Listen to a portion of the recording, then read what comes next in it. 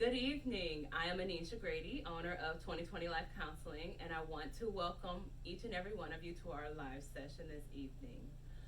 For those who do not know, October is National ADHD Month, Awareness Month, I should say.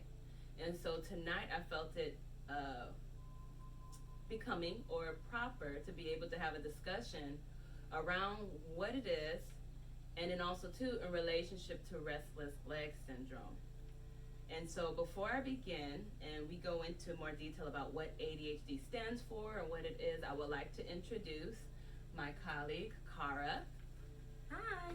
And I wanted to give her an opportunity to explain and share whom she is and what she has to offer at this time. So my name is Cara Perez. I'm the owner of Jade Massage Therapy.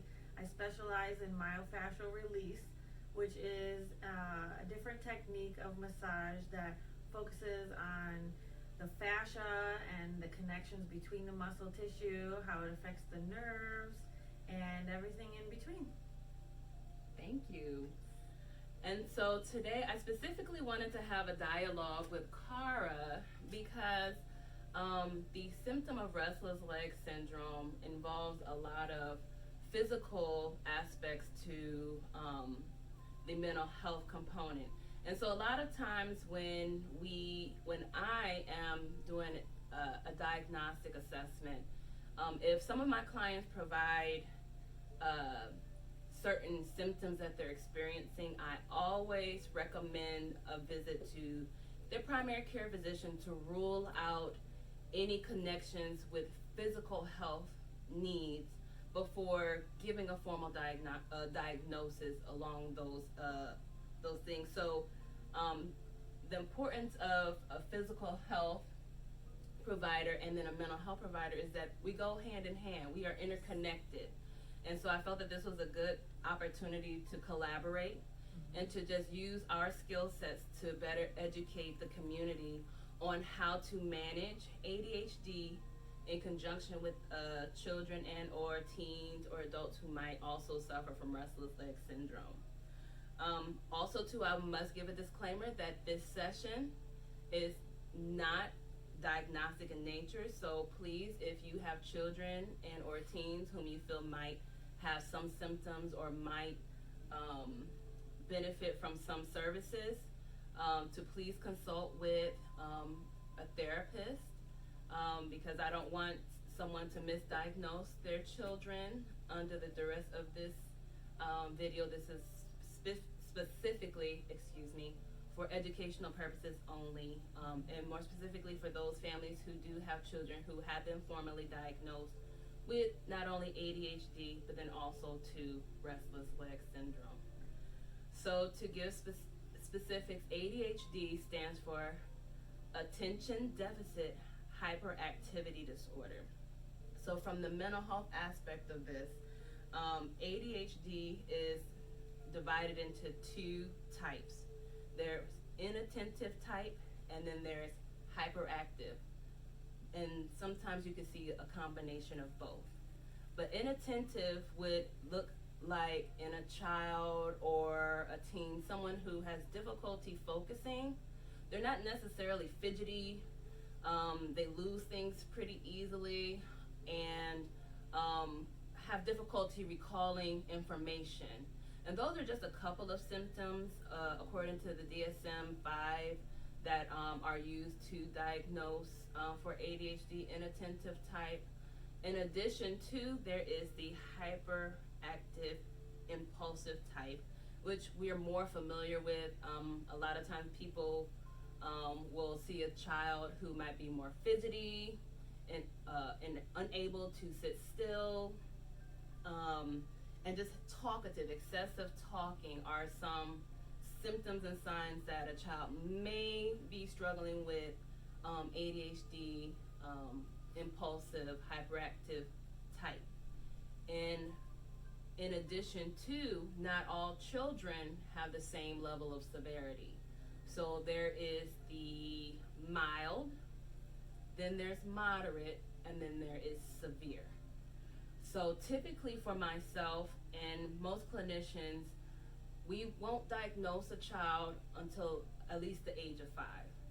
And that's because sometimes their hyperactive behaviors could be personality. They're learning themselves, they're learning the world around them, everything's exciting. So if you have a child that is, running around, ripping and running, give it time. It could be age related development. So I don't want you to feel as though, oh, my child has this, because every child at some point will have it. The issue or diagnosis comes when it impacts their ability to function in school, at home, outside, in public, and risk to self and things of that nature. So that's when it becomes a concern of whether or not it's a diagnosable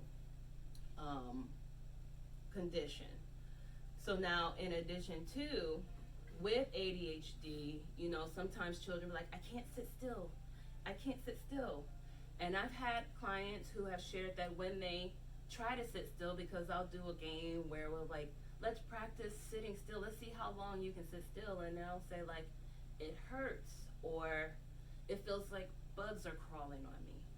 And so if you ever hear a child or a teen who is expressing that it feels as though something's crawling, there's a tingly feeling in their legs or in their limbs, it might be advisable to consult with your physician about it, because they may have some restless leg symptoms. And so I wanted to give Cara an opportunity to share a little bit about what that is, and we can go from there. So what can we do from a physical health standpoint to support our children and or ourselves who suffer from this? Right. So restless leg syndrome is a very popular condition in adults and children alike. It is this irresistible urge to want to move your legs, stretch them out, bounce them. It's just this irresistible urge to want to move them. And it often comes while you are laying down.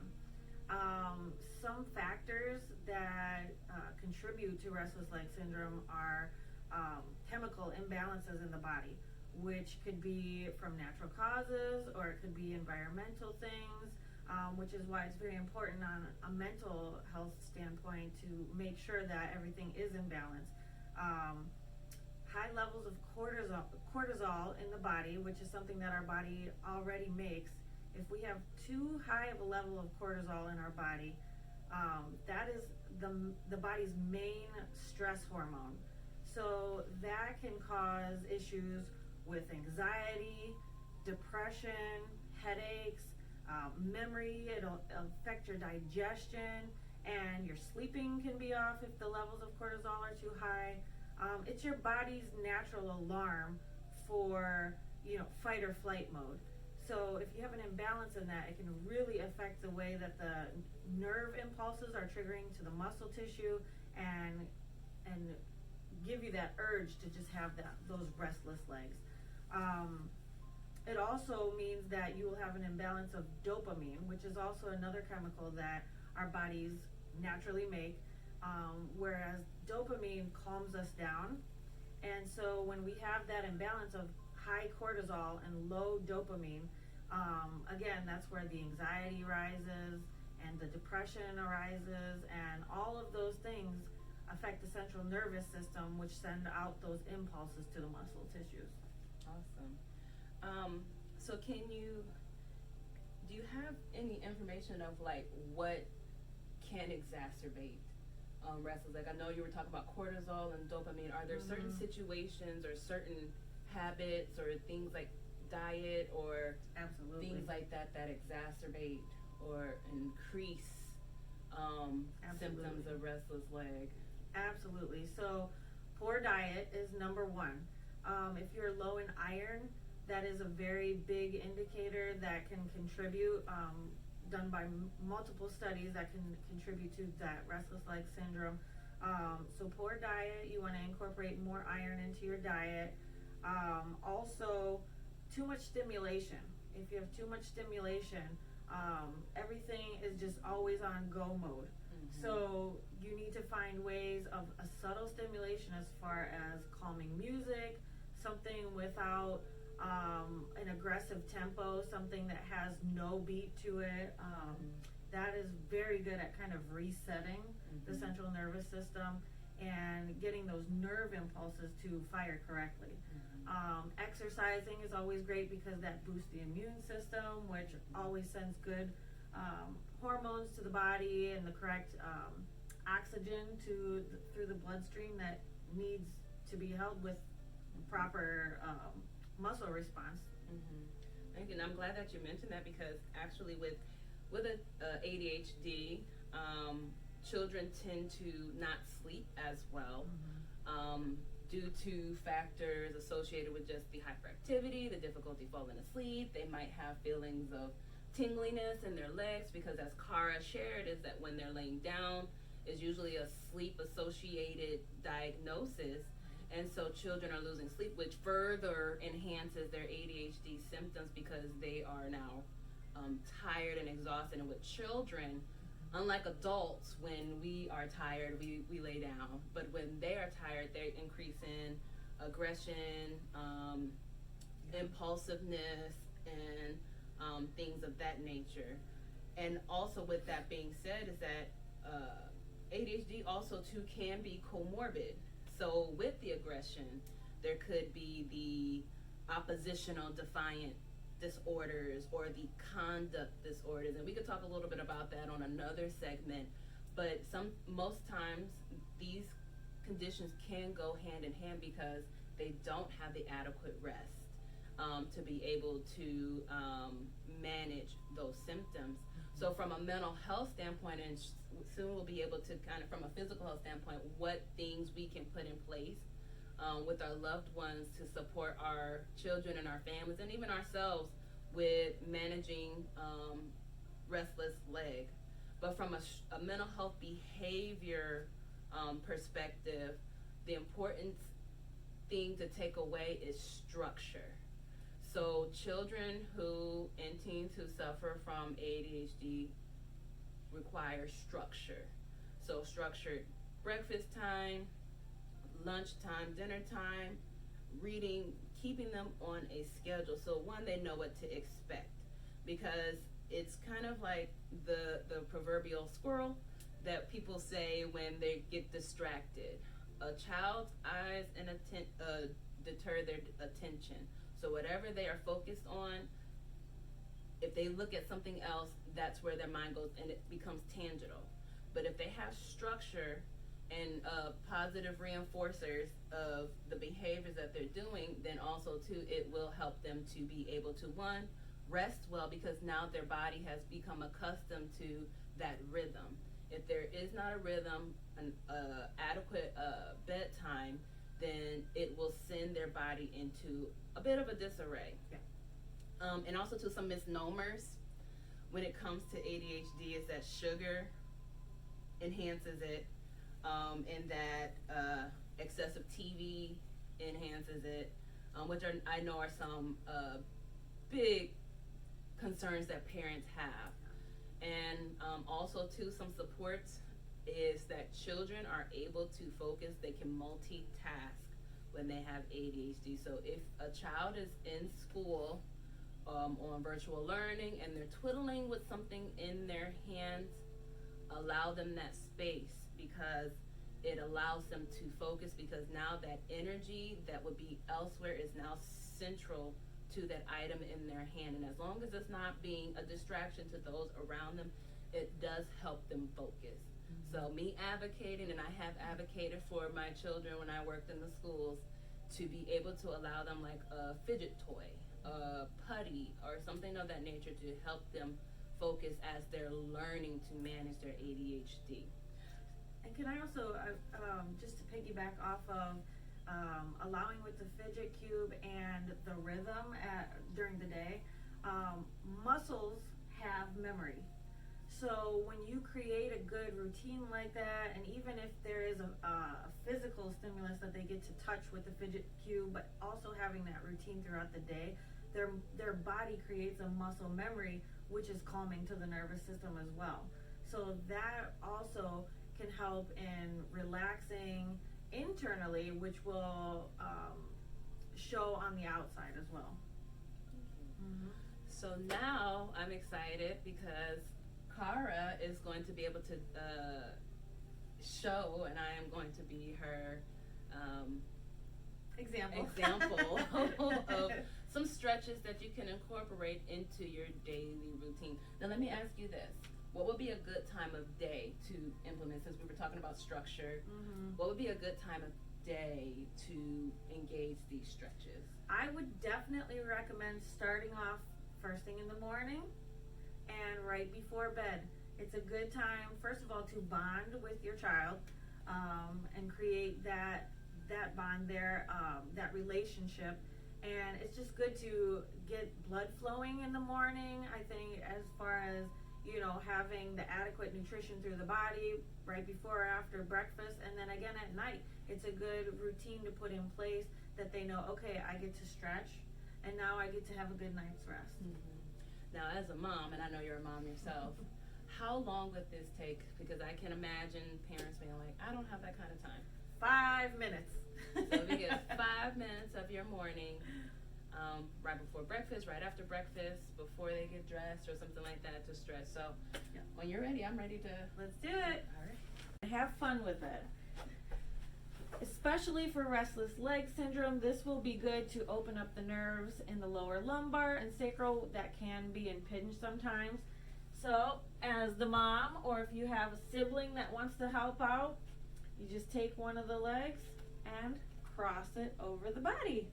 And you don't have to yank it or pull it. You just a really nice, soft movement so that your child feels safe as well. And that can build a relationship with trust between the parent and the child. And you just cross it and bring it back, and you can cross it a little further each time. That cradling movement really helps with the central nervous system, relax it, calm the nerves, and release. So you can do both sides.